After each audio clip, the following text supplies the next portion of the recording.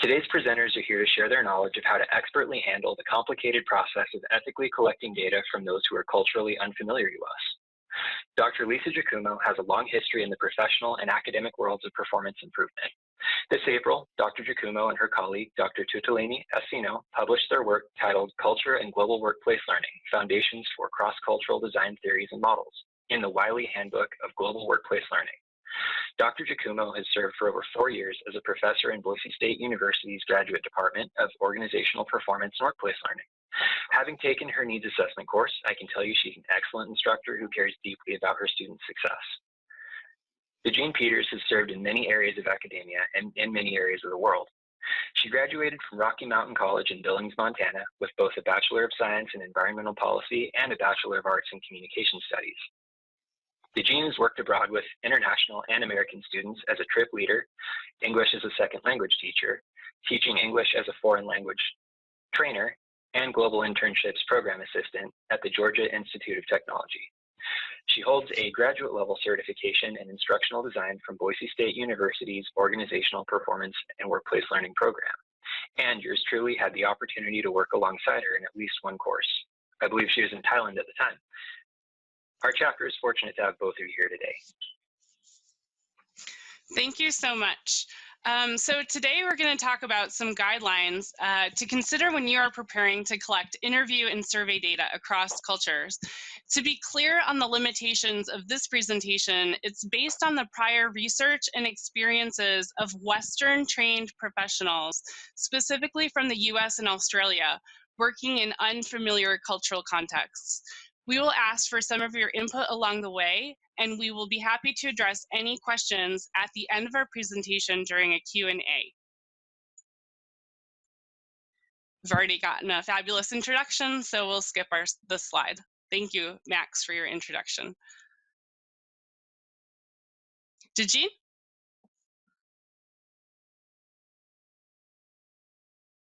You're muted, Jean. Sorry. There we go.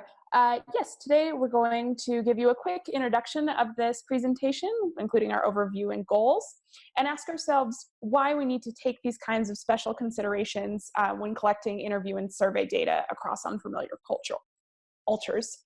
We've broken the considerations into two categories, methodological and ethical, and we'll give some examples of strategies we could use when collecting interview data across unfamiliar cultures. There'll be time for a question and answer session at the end. Please hold your questions to the end. You can type them in the chat box if you want, and then we'll be able to answer them at the end. And thank you for being here. So we want to hear from all of you. Does anyone here in the room work across unfamiliar cultures? Are you preparing to? Can you tell us a little bit about that in the chat box, which I will read aloud.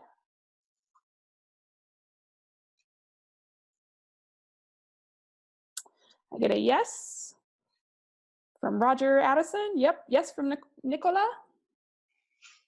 Rose. Yep. Can anyone type in just some quick examples, maybe 1 or 2 sentences of the type of work you're doing so we can get a sense of this?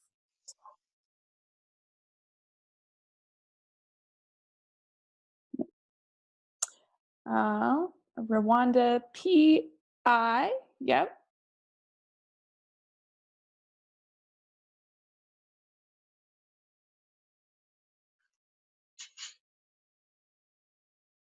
Leadership and reproductive health in 7 African and Asian countries, interviewing students in the South Pacific, new hire survey data, child welfare professionals, manage instructional designers who support global sales,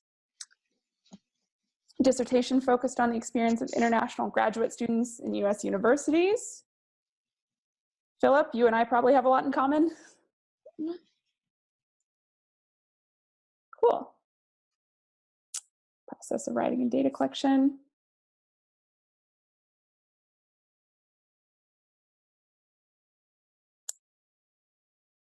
Yeah, in the Middle East, Europe, and North and Africa.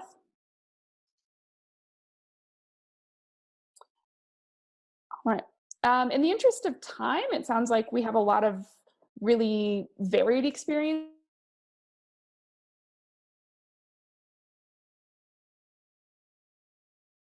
Considerations, I think, considering the work everyone has done here, you all will be able to go, yes, this is something that happened to me. So really great conversation. Thank you for sharing some of those examples. So what are your goals for this webinar? If you want to use the chat box to share some goals, we would like to hear from them. And Lisa, if you want to share some of your goals as well. Absolutely. I am very curious about what strategies other folks are using in their cross-cultural work.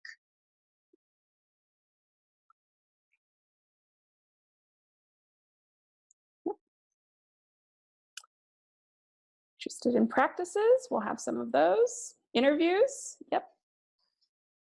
Specifically semi-structured interviews, that's what kind of the focus of these interactions are. So strategies for cross-cultural semi-structured interviews, that's really where we grounded a lot of the literature. Expand on recent survey class I attended. Oh, nice. Partnering with local people to on culturally sensitive areas of communication. Yes, that partnering word is a key step. We're going to talk about that for sure. Teaching on bias awareness and reduction. That will be a lot of discussion about reflections and how we can reflect on what we bring to the table, because we don't all live in a bubble, definitely. Co-constructing these with participants or just going on what they think. We have some thoughts on maybe which is best practice in accordance with ISPI and AACT standards. Absolutely. Great. Well, thank you for sharing. Oh, how to work beyond with one's assumptions and go beyond those. Yep, we have some strategies for that. So yes, you all have come to the right place, and I really appreciate you setting some goals for this workshop. So we're going to keep moving, and next slide is Lisa. All right. So why does it matter, right? Because we endeavor to work in partnerships with clients and stakeholders to gather reliable and valid data from both interviews and surveys with diverse stakeholder groups for analysis. So taking special preparations to interviewing across cultures adds value through higher quality work and better defensible decisions to ensure that our solutions feasibility for implementation is also appropriate. So today we're going to talk about the considerations you might want to make when you systematically design an interview or survey protocol that intentionally considers diverse stakeholders' input to determine causes, identify solutions, and evaluate results. Through this systematic process, we will consider at least 7 guidelines for establishing partnerships with clients and stakeholders from other cultures. So what I want you to do when you consider the ethics of collecting data across cultures is to ask yourself, what are the best approaches for the following as they relate to working with stakeholders in the cross-cultural setting? And the first one is, how will you build trust? Also, how will you demonstrate respect for cultural beliefs? And how will you take a participatory approach? So thinking through these 3 areas will help us to become responsible global citizens and performance improvement and instructional design ambassadors. So one example that I had to share was that when I worked for Oxfam GB, we conducted a needs analysis that was recently published in 2019, and I'll share that reference with you later. We asked the regional offices if everyone spoke English well enough to respond to the survey, and they said yes. Later, and these are all people from regional offices, so people that are in direct contact with local partner organizations. However, later when we designed the train the trainer logistics training for frontline employees, we asked these same people again if everyone spoke English well enough for training to be delivered in English. And they all said yes once again. However, when we arrived on location to conduct the pilot training sessions in Pakistan and Jordan, we found out that the answer was no, which we write about more in a book chapter that's going to be coming out in the handbook for AECT. So it's important that you not only take a participatory approach, but also sample from all stakeholder groups within the system that you're going to be working. So the first item that I want to talk about is how to build trust. So again, communicating with those affected by organizational systems and interventions, whether it be for training or non-training purposes, is an HPT and ID best practice expectation. And the historical disparities of power between different groups have resulted in marginalization of individuals. So modification to the system to better integrate these individuals will add value to the system and those specific individuals. And the way that we can do that is to build rapport, respect questions, respect the norms of the other organization and the location and the people that are involved, and respond authentically.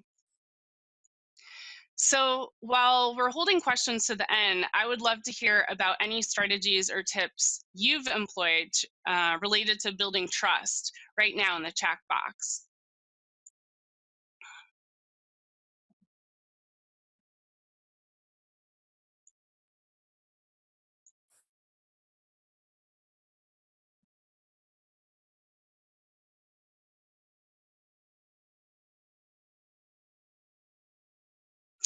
Right, and Margot has reminded us that shaking hands with people from other genders is sometimes not done, depending on where you're at. And it's important to recruit help from people within the target culture.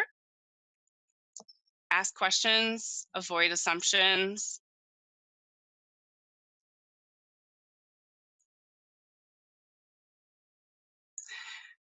And if we take a look at ISPI Standard 2, take a systemic view, we are usually the most effective when we intervene at the system level.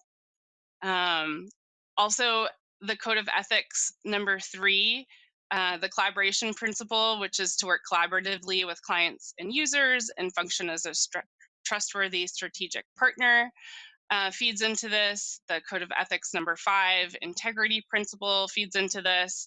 Being honest and truthful in your representation of clients and colleagues, with others with whom you may come in contact to, as well as the AECT standards for professional knowledge and skills, the ethics, that we demonstrate ethical behavior within an applicable cultural context during all aspects of our work, and respecting for the diversity of learners and participants in each setting.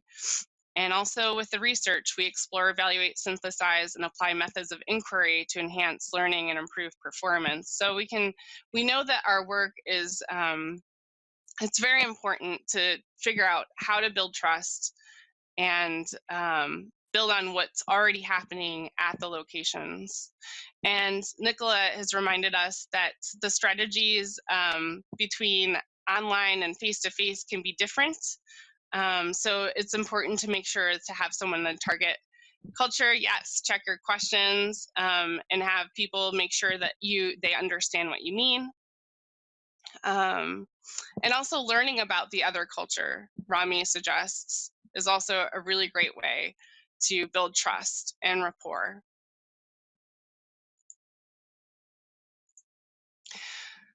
So determining how you'll demonstrate respect for cultural beliefs, making sure that you take responsibility for both your own learning and your own reflection, right? So if you conduct your HPT or ID practice or research with reflexivity, this will help you. And we know from qualitative research that reflexivity is incredibly important.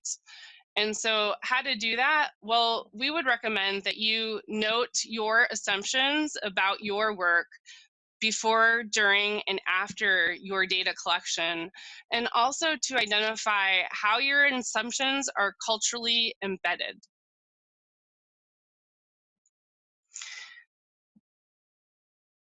Does anyone have anything to add, such as other strategies or other reasons as to why it's important to to demonstrate respect for cultural beliefs?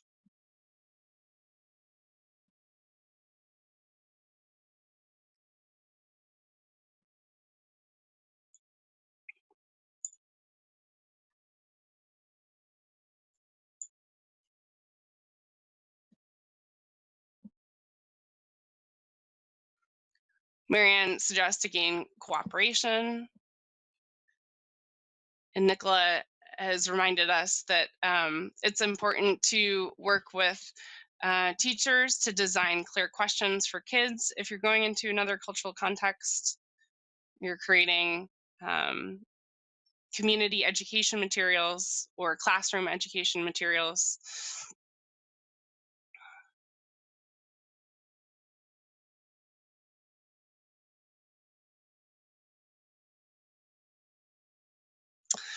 Margot is reminding us that spatial relationships are important too. So thinking about where you're standing or sitting around a group of people, especially with those who might have higher status, you'll make different decisions based on that, their beliefs to stand or sit, or who to stand next to or sit next to. These are all great tips.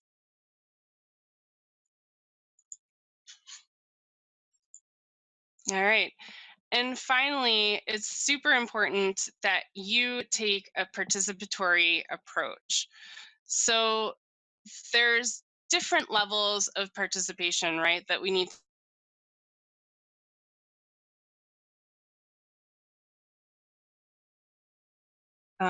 to, so consent, if at all possible, to, if that's even an available concept within the culture, as well as a right to withdraw at any point in time.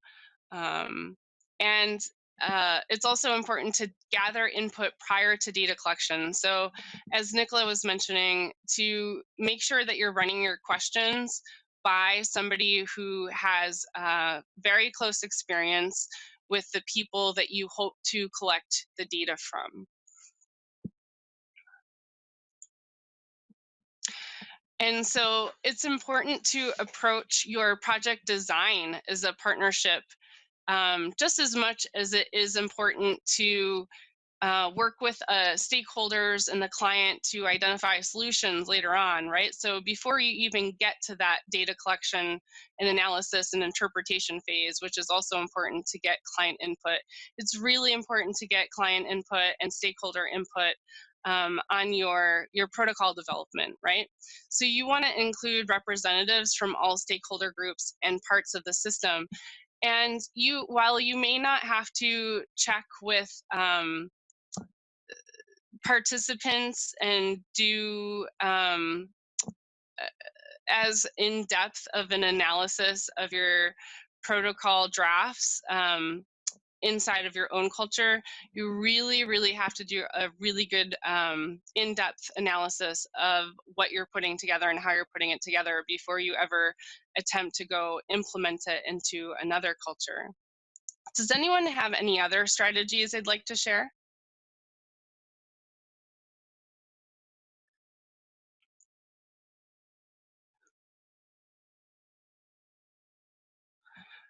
Yes, and Nicholas reminding us that also may depend on the nature of research. So what is research about? If it's health related to body parts, then in some cultures, you know, gender might be important to consider in terms of who is asking who the questions. So we may need to actually work with a client representative who's trained to facilitate those discussions and train them to facilitate those discussions. We'll definitely need to pilot test it with someone who's an ideal participant so that we can make revisions.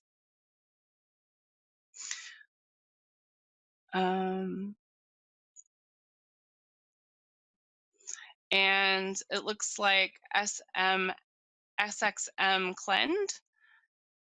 McClend is asking if we have any examples of questions for when respect wasn't taken into consideration. So questions when respect wasn't taken into consideration. Yes, actually. Or it was taken into consideration and decided against. This is something I'm still struggling with actually as a professional HPT and ID worker. When I worked with Oxfam GB, the mission of the organization is to relieve poverty and elevate the status of women. So when you're thinking about where Oxfam GB is situated, it's in the UK, and they report up to the greater international NGO Oxfam, which takes care of all of the country offices around the world, right? And when you think about elevating the status of women, of course, that looks really different inside the UK versus perhaps inside of the Middle East. And they work inside the Middle East. So, and I still don't know what the right answer is, but when they do their work inside the Middle East, it's generally to try to support survivors of disasters with sanitation facilities and clean drinking water. And they do their work through partner organizations. So whenever possible, they hire people that are from the local area and organizations that are from the local area to ensure that they do as least damage as possible, right? So they try to maintain the local market structure or build the local market structure.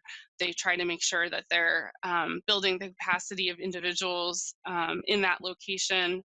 But in the UK, elevating the status of women means that women get to sit next to the table with men to make decisions about whole groups of people that would include both women and men.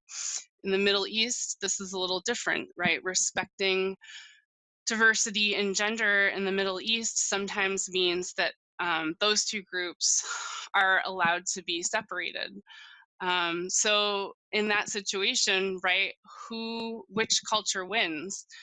Does Oxfam GB culture win from the UK? Or do the partner organization cultures and individuals involved win that are in the Middle East? And that's something that I really struggle with as an ongoing context for consideration and demonstrating respect.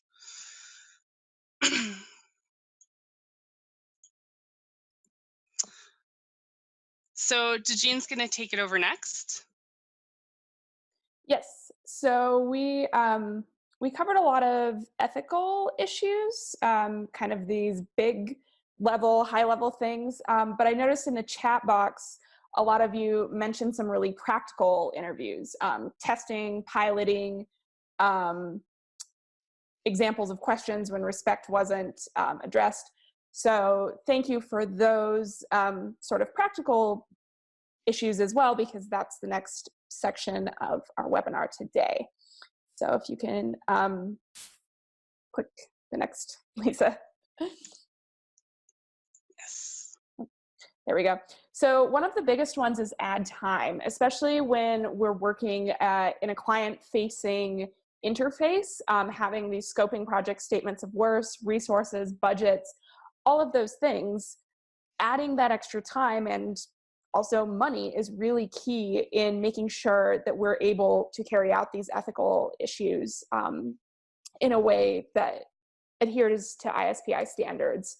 The next one is, as someone mentioned, translate and verify. So we have a whole, on the next slide, a whole explanation of the extra time it takes to translate and verify the type of work we're doing if we're working in a context that includes multiple languages. In addition, we've already mentioned, next one, sampling, making sure our samples are representative of our participants, making sure that everyone is getting a voice as much as possible, and that we're able to build trust in those samplings, as well as consent. So is that, how is that dealt with in the culture? Understanding what we're legally obligated to do in the frame of a country whose laws we might not be familiar with, and also what we're ethically required to do for consent, and making sure all of those are adhering to our development of partnership with clients and stakeholders. So speaking of extra time, we have this lovely slide. So everything, and I'll pull this up so you can read the text, but I just want to show you that the orange squares are a regular semi-structured interview methodology. We pulled all of this from extensive lit reviews of semi-structured interview methodology. How do you conduct a semi-structured interview? The round blue circles are the extra steps that you have to take in a cross-cultural setting, specifically in a cross-cultural setting where there's not a shared language. So if we want to pull those up, we can see that we have 8 regular steps, or regular semi-structured interview methodology, and then we have an additional 10 steps when we're dealing with cross cultures. So just considering how much more time that takes. And some of the translating things might not be relevant if you're working all in the same language, but it is really key to be aware of this extra time and extra steps that are needed. And if anyone wants to share some extra steps, I know we've already heard translating, piloting, you know, how do we not bring bias? That's the reflection piece. But if we have anything else to add there, just thinking about how much more time this really does take to get it right.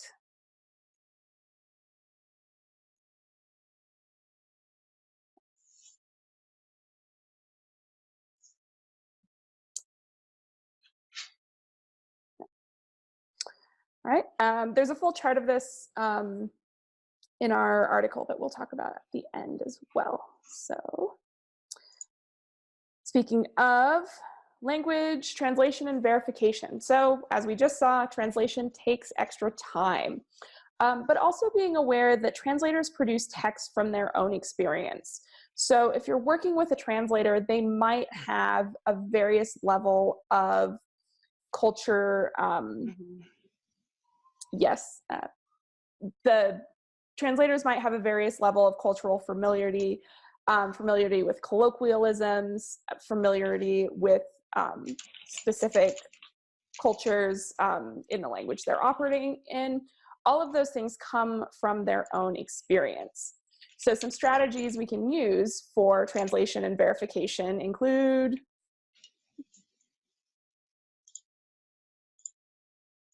see their strategies. Yep.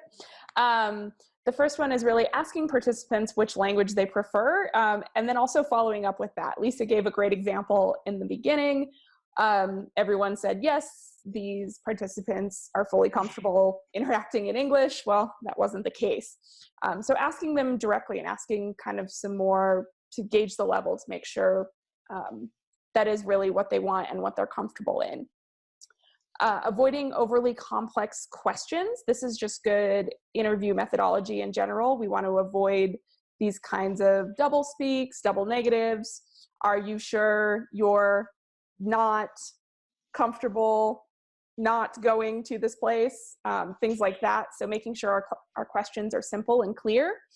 Having patience and listening. I think someone mentioned about international graduate students. And one of the key elements in working with them is having patience and listening, not interrupting them, letting them speak their minds, understanding that participants may desire to speak in English, but it just takes longer, and having patience to listen to them and not interrupt them is really key. Researching the nonverbal norms, making sure that the ways you're gesturing, using your hands, pointing your feet, interacting with these participants is appropriate for their culture and that isn't going to be misunderstood or make them uncomfortable. And finally, going back to translators, a lot of the literature recommends working with fewer translators over a longer period of time. This means you will become more comfortable with them. You'll understand kind of their culturally embedded assumptions, and also they will understand your project and your intent.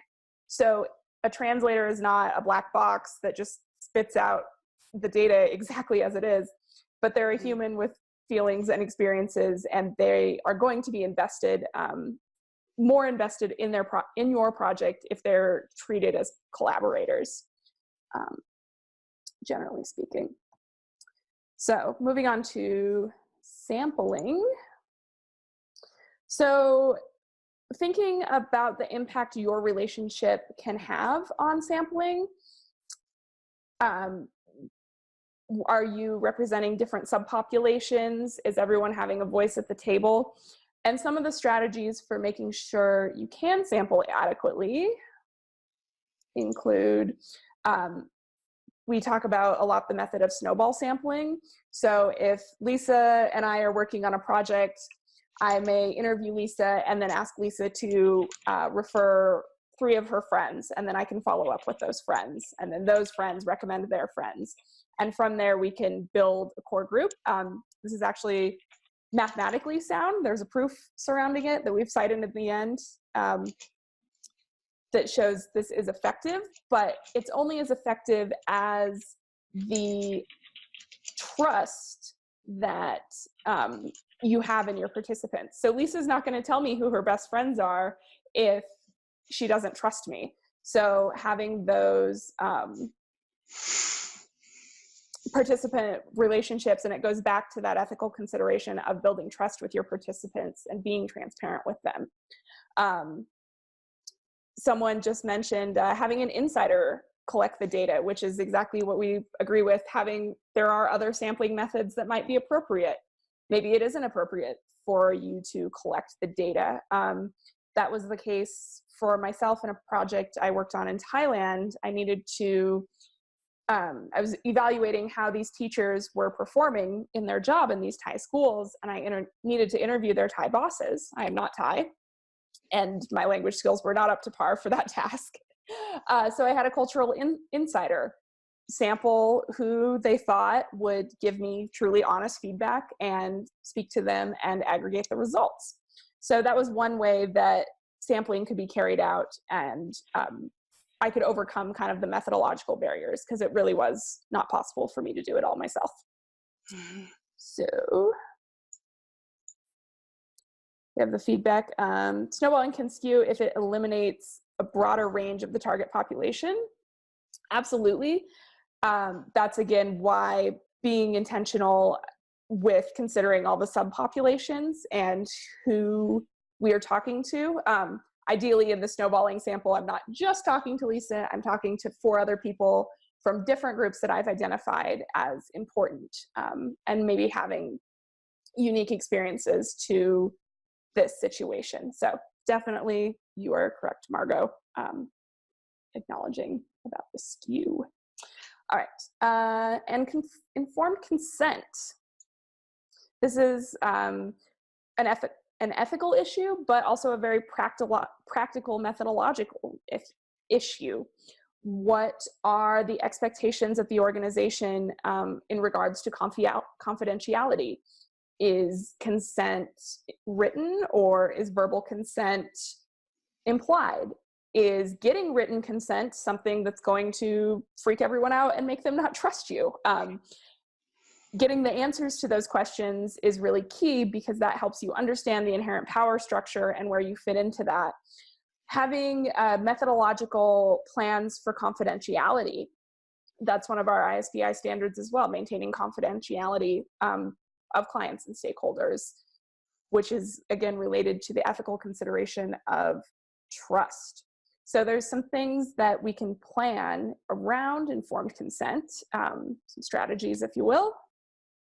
So how are you going to maintain confidentiality, store this information, share the aggregates, dispose of raw data, all of these things that are key in any HPT practice or any sort of data collection, but are complicated by the cross-cultural setting because the organization's expectations might be different, or they might not have any. And then you will need, if they're unfamiliar with the type of work you're doing or your practice or your standards, making sure you're still representing yourself and representing an ethical treatment of these participants' data, because they are giving it to you willingly and supporting you in the work everyone's trying to do. So with that, we do have time for questions. We have about 15 minutes. We're having a good discussion here, so thank you for being so participatory and giving us great feedback. So any questions?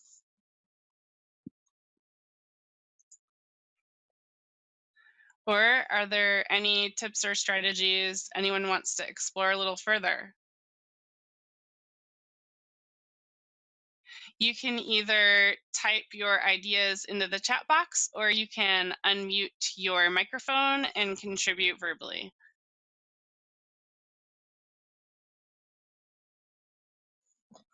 Yes, we will share that diagram with you. It's actually inside of our publication that's set to be coming out in January in performance improvement. That's a great question.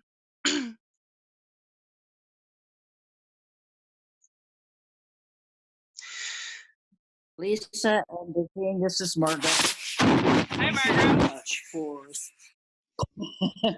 Thank you so much for offering the results of your research.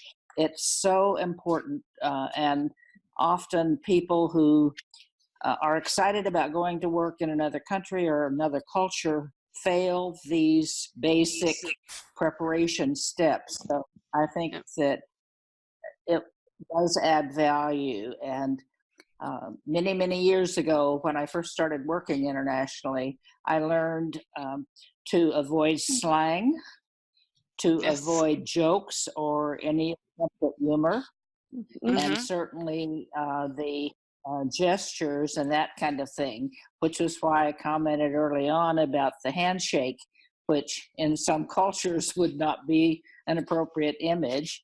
And similarly, at one time when Tiagi was doing the 99-second presentations, my colleague from Argentina and I showed a number totally inappropriate.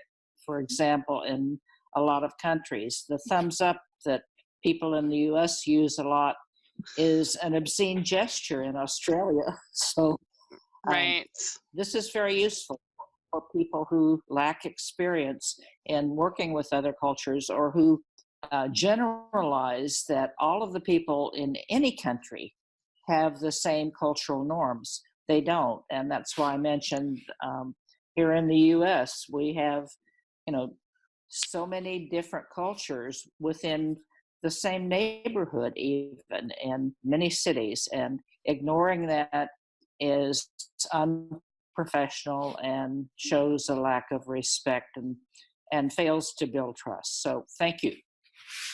Right. Thank you for your comment, Margot. It's so true. Going out and trying to gather information before you go into another location or another culture, I think is a fabulous tip. Traveling to the location can be helpful, although I think that you miss a lot being an outsider without somebody to kind of show you around and what to look for. But it's a great first step. I think it's a first step to realizing your own cultural lens, right? So maybe you don't understand or can't pick up on a lot of nuances that's of the destination location, but at least you can start to identify what is, you know, uniquely your own culture, which I think is an important, is to be able to identify what are you bringing to the table. And if you never step out of your own culture, your own location, your own surroundings, your own region, even of the United States, it's near impossible for you to take stock of that, or it's very difficult. And even though we talk about getting collaboration and representation from the system for any setting that we do HPT work, it's just too easy to overlook what that actually means in practice. You know, like getting away from the manager's table and going to talk to the people who are on the floor is so important, sure, in any situation, in any setting, but it becomes, you know, amplified when you start working across cultures. And I think that's really important. And it doesn't come across, we don't talk a lot about it in the literature yet, or there hasn't been much chatter since around the 90s about, you know, when globalization first started becoming a larger conversation item. Well, probably 20 years before the 90s, Lisa. But I just recalled a resource that I found early on that maybe you have already included this in your resources, and I don't even know if they still do it. But one thing I found early on was that the Mormon Church published a series that they called Culturegrams for their missionaries who were planning to go and proselytize in other countries. And if that's still available, they're pretty basic, you know, not quite as thorough as the strategies you offered here, but at least it's a start for someone who has never traveled or worked in another culture or another country. So maybe you'd check that out and add it to the resources that you offer to students. Yeah, thank you. Thank you so much for bringing that in. I really appreciate that. Thanks. It looks. Hi, this is Roger Addison. Hi. Hi. I think what you've been talking today about is good practices across any project. I think I mentioned that a couple of times in the chat area. Yes. Because where I think when I was working at a large bank, I went through 17 mergers and acquisitions, and they were all US based, but they all had their own cultures. So I think you also use all these tips and techniques that you're giving us on any project that you're working on. It doesn't have to be in Thailand or in Rwanda or anyplace else. It can be in your own backyard. Thank you, Roger, for adding that. Actually, I really appreciate that, because that also, a lot of that is not written about, you know, that there are extreme variations amongst just within countries or geographic locations across cultures that we don't talk about a lot of times. So thank you so much for that. I had also just mentioned that when you talk about English, you talk about, I was in Thailand once, and a group of young school kids came over, and they said, do you speak American English or British English? And I said, well, I speak American English. She said, oh, good. We want to practice our English on you because we know we're better with UK English. Right. Yeah. Yeah. Absolutely. Nicola was asking, what about the positionality of the researcher interview? There are things that participants may assume about us as well. And how do we deal with that? I think, Nicola, that is incredibly important to remember. And that's why, while it may not be necessarily common practice in your own organization to train people to collect data for you, if you're working in another location where, you know, maybe being a female means that it's not appropriate for you to go ask certain people certain questions, then it is important to consider how else you're going to do that. And because it could be a barrier to establishing trust or upsetting expected power dynamics, and we don't have any control over those things. That's a great point. I see that Phil also mentioned that he and a colleague are involved in a collaboration between universities, and that there is trust. However, most students approach the instructors through an informal student leader. And Phil's wondering if it would be better to continue collecting data this way or through Christina. And she's here on this webinar. So let's open it up.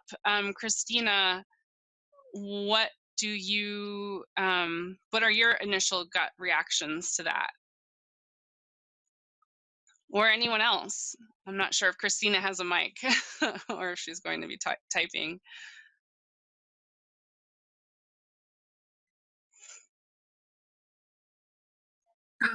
Okay, hello. Hi. Hi. Hello. I'm just, I've joined later, and I can say that I'd like to see just the whole recording. Maybe I will type later some questions and my thoughts because I've joined later. No worries, Christine. Sorry. Oh, no worries. I think some of the question was about if it is appropriate to, let the students or the participants express whatever they're being asked about through filtering that through kind of an informal leader or someone they trust. If I'm understanding that question correctly, I think that is not inappropriate. Like, we're not here to say, no, you can't do that. But I do think there should be an understanding of the role of that student leader. And if they're essentially acting as translators, what we mentioned earlier is, and it could be translators, across languages. It could just be they're aggregating their peers' thoughts and translating them to the instructor. So understanding what that person or person's experience is, and what they might be leaving out or they might be making more salient within the group context. So it's another layer of complexity. If students are completely unwilling to speak to the instructor, frankly, I wonder if there's something else happening that's making that impossible that could be addressed to help them open up. But I don't know the specific situation. So, this is Roger. From my experience, translators usually work with the written language, and interpreters usually work with the verbal. There's a distinction that has to be made here. If you're working with somebody that's interpreting you, it's much, much different than somebody who's written something down, which is a translation. So I don't, at least that's helped me in the past. That's a great distinction. Thank you, Roger. Right. And there are different types of, or I guess, approaches to interpreting as well that you have to be clear about with the person you're hiring. So some people will interpret for context and meaning, and other people interpret a direct translation from word to word. So who you're hiring and what they're bringing to the table is important to consider and discuss.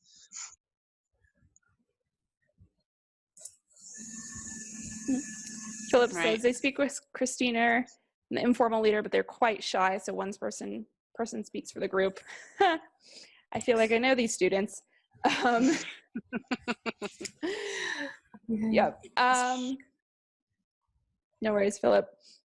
Yeah, I think, understanding maybe that's, how they feel most comfortable and going with it. But knowing that leader will influence your data. And acknowledging it. That's part of the kind of reflective process. Maybe thinking about how that happens so that when you go to interpret what's happening, you can do so with that knowledge clearly and explicitly integrated into your analysis. And I would like to add that for example, my students, when we're working with native speakers, because now our department has invited a Peace Corps volunteer, and I would like to say that students, Ukrainian students, we were talking about leadership, so their level of leadership is quite low, because I could analyze just in other countries, for example, in the USA, that leadership is taught since so at schools and at the universities. And in Ukraine, we don't have such courses where students can improve their leadership skills. And after graduating, they meet such problems, and with it, as I know, I just asked my graduates, and they must visit different courses just to improve these skills, and also like public speaking skills and others. That's why it's just such a problem with our courses at the university. Right. Yeah. So yeah, I really like what you're bringing up. You're kind of touching on the fact that we are taking approaches that have been developed and refined in a specific cultural context, right? Mostly Western European, North American, and we're attempting to sometimes implement them in other areas where the tools have not been refined over time, the strategies have not been refined over time to meet the specific needs of that culture. And so you're going to get bias just in that, and with those approaches. And I don't know the answers to how to work around that or through that. But I'm fascinated by what happens when we take these tools and these practices that we've become so familiar with, and we try them out in different places. I think a lot of modification has to happen, and a lot of deep critical thought about what you're doing and how you're doing it, and a lot of understanding of both cultures. So like we said at the beginning, right, everything that we're presenting here today comes from a context that's very Western centric, and by that I mean Western European and North American, and we're talking about our own experiences going into other places that don't quite fit that bill. So there are limitations to our own presentation here today. And we'd love to work with you to think about how these things might have to be modified and re-envisioned, and how our practices and approaches might need to be modified and re-envisioned to the work in different places. And I've read what Philippe is writing, and thanks to collaboration with University of South Alabama, we have signed a memorandum of mutual understanding, and Philippe with also Michelle and other PhD students at the University of Alabama organized mock course, and we just at the beginning 10 students had to participate, but because of this how to say, low level of leadership skills, and they just some fear of meeting new challenges, only 6 students took part, and they were really afraid of meeting something new and to speak online with native speakers. It was like psychological barriers, it was language barriers, also some technical barriers, and yeah. And that's why, thanks to this collaboration, I hope my students will have better skills, will improve their skills. Yeah, it sounds like you're taking a really great approach. So I'd be curious about what you guys learned from it. Yeah. All right. It looks like we're at it's a little bit after the hour. So I do want to make sure to thank everyone for their time today and their participation. We really appreciated it. We're fascinated with this kind of work, and we know you are too. So hopefully we can keep the conversation going. We'd love to hear from you from email or connect on LinkedIn. And also, I wanted to make sure to share a bit of the references that we drew upon to prepare for today. And if you have any questions about what we've been writing about, those are bolded. You can, of course, reach out to us. And yeah, so. Thank you so much, everyone. It was really great, and we appreciate also the level of input and interaction and experience that everyone brought to the table today. It made it really fun for us, so thank you. Yeah, thank you so much. All right, thank you so much to our members for making the time to stop in today and to register for this webinar. We really appreciate your support with that, and thank you so much to Lisa and Dejeen both. You both have presented some very wonderful and I would say cutting edge ideas on cultural data collection. So thank you very much for your time, and I hope everybody has an excellent rest of the year and a fun and safe holiday season. Thank you very much. You have a wonderful day all.